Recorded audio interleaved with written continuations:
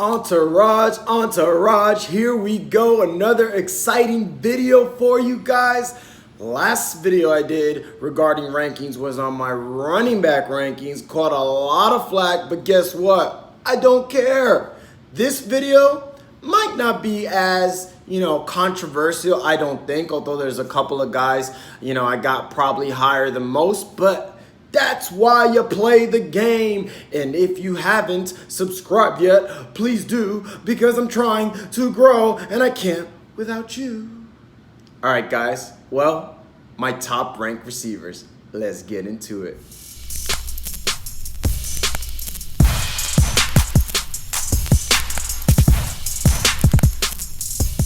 All right, guys. So at number one, I think pretty much everybody's got one of these guys as number one.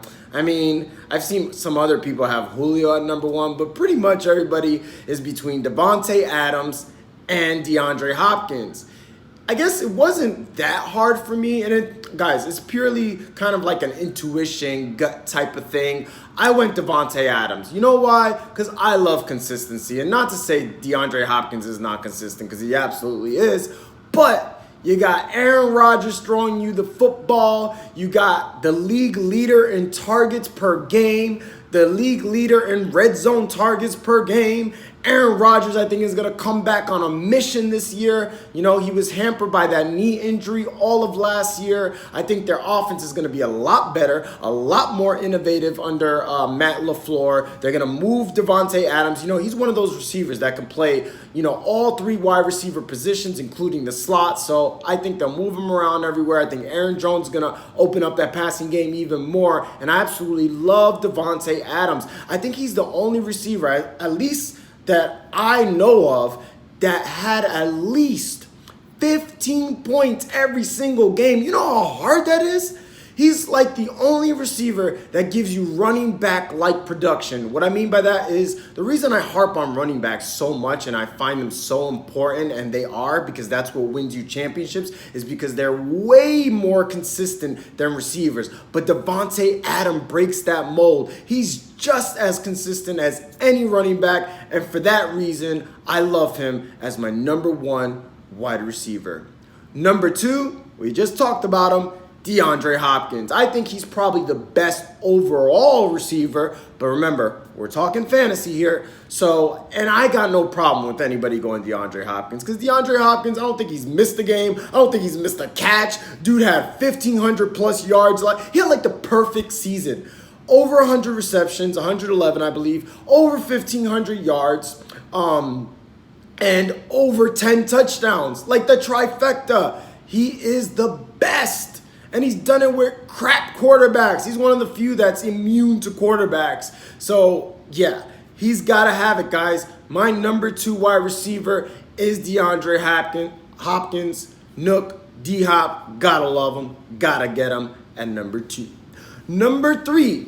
Now, this is where it starts getting a little tricky. You got people that think Michael Thomas. You got people that think Julio. Those are probably like the two most popular ones.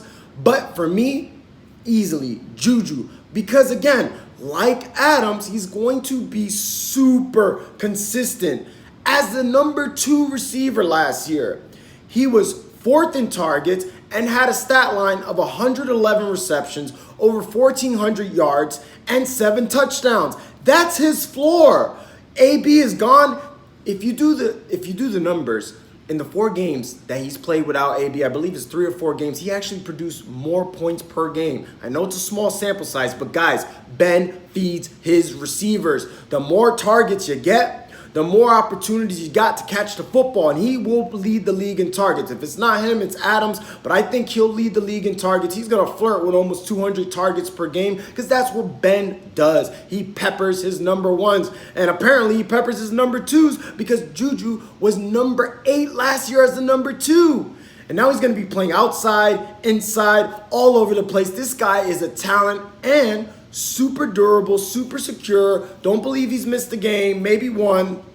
That's who I want on my team. And I have no question marks regarding JuJu and people thinking that because AB's not there, he's going to... Guys, Pittsburgh still got weapons. They still got Moncrief. James Washington has looked good in the preseason. They still got, Vance McDonald, who a lot of people are high on, James Conner, Jalen Samuels. They got weapons. It's not like you could just put your whole team to cover JuJu because AB's not there. No, they're going to move him around. They're going to give him targets, and he will be top 3 for sure. Next guy, OBJ. Yes, I think this is his magical year. I think if the only reason he's not number 1, to be quite frank, is because there is some concern of the injuries.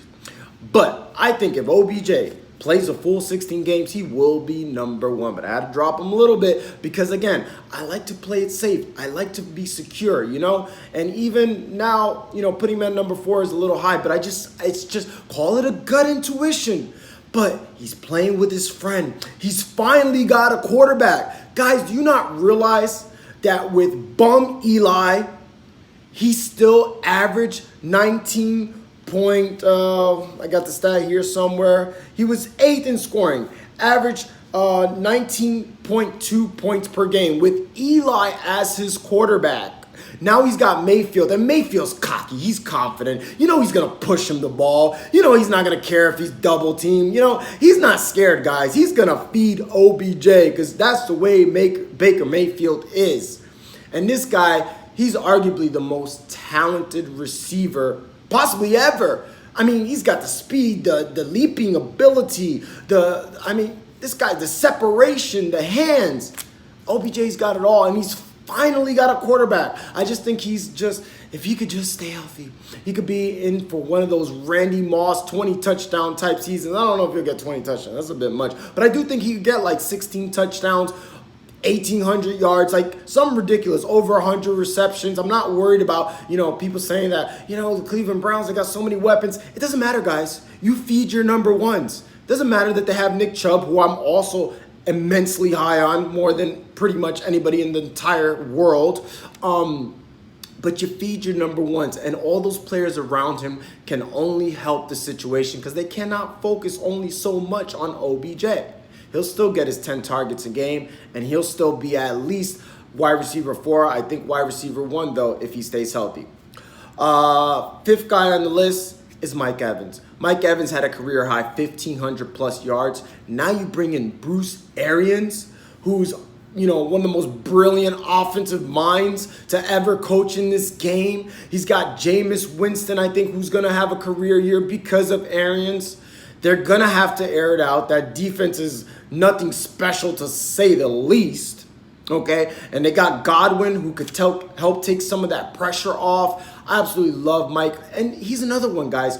Super consistent. I believe he's only missed 1 game due to injury. There's something to be said about consistency. He's never had over 100 receptions in a year, but I believe this year will be the year he breaks that mold. I believe he'll have 10 plus touchdowns, and a lot of people don't realize this. He was the number 3 wide receiver in 2016. I think he was like 3 points away from being number 1. So he has that upside. At number 5, he's going a lot of times late in the 2nd round. That's an absolute steal for somebody that's consistent and has just as much upside as pretty much anybody in the league. All right.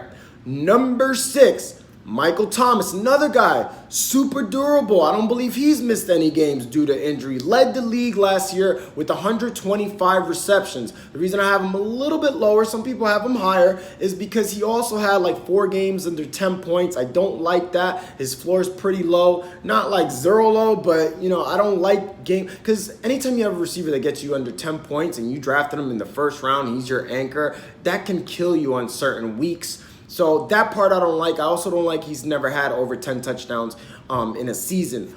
But 125 receptions, never injured, super consistent, when it comes to final stats. And that's why I got him as my number 6 receiver. He's young. He's in an offense that's going to pepper him with targets. So Michael Thomas, super safe. Number 7, Adam Thielen. I know you guys are probably wondering, where's Julio? Well, guys, Julio finished last year as the number, 7, 8? Let me see here. I have it right here. He finished as the number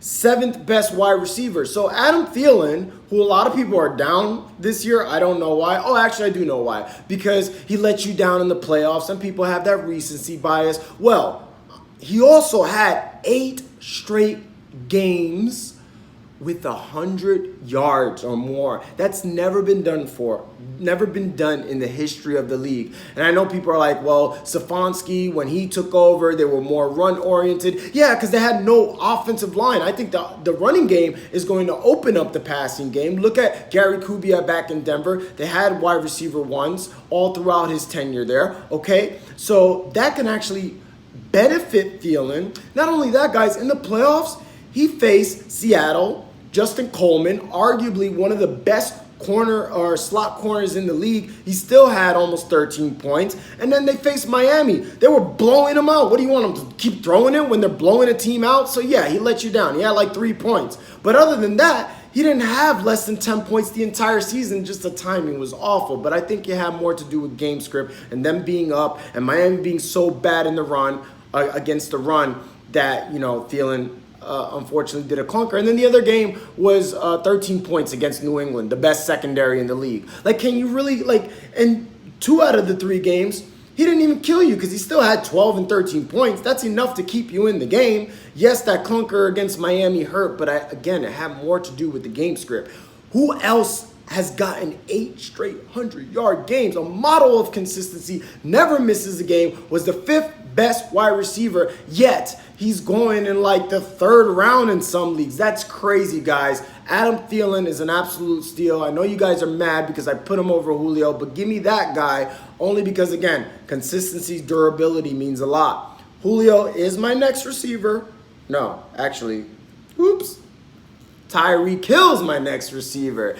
Yes, Tyreek Hill has the biggest home run threat ability. He had the reputation before last season of being a little bit boom or bust, and he still had a couple of games. I see here he had 3 games under 10 points. Not crazy about that. 1 game under 4 points, and then he had 8 games under 15 points.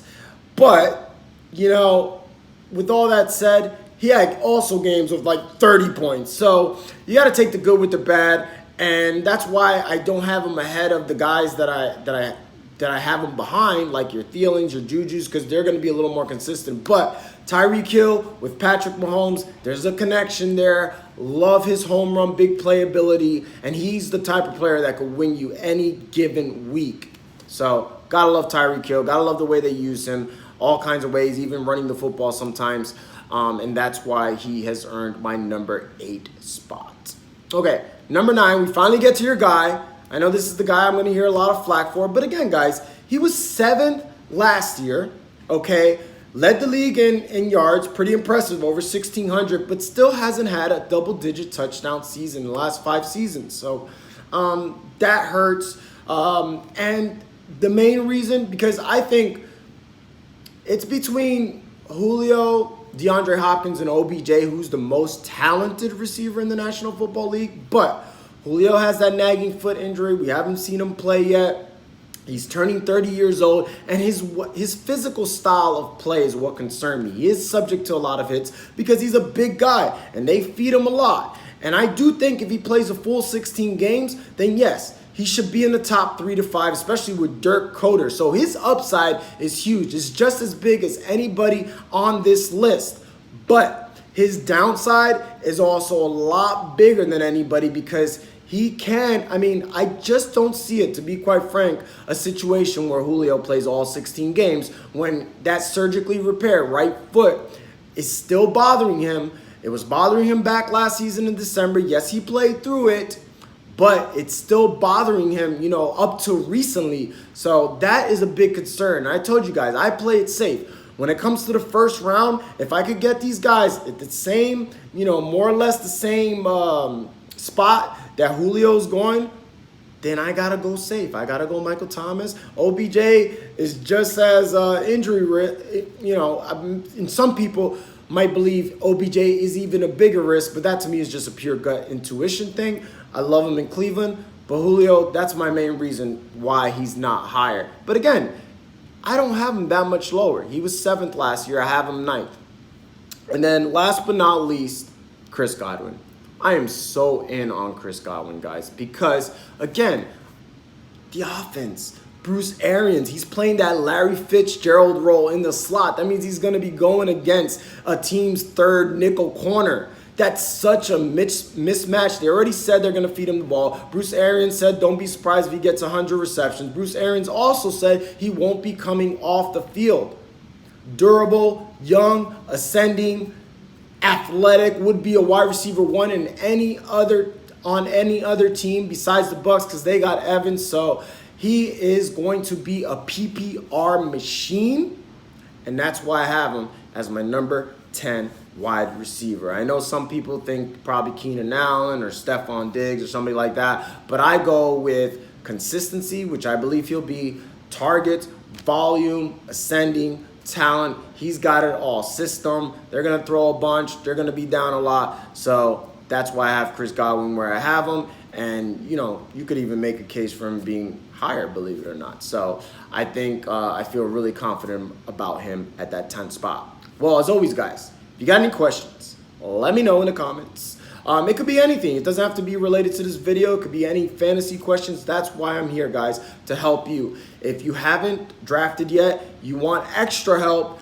I do have a draft kit available. $20. It includes my book. It includes a private Facebook group where I basically tear down your team, tear it apart, tell you what you need to do, how to strategize, how to make the right trades, the white waiver pickups all season long. You're getting all this for $20. Labor Day special. Let me know if you're interested. And until next time, guys, see you real soon.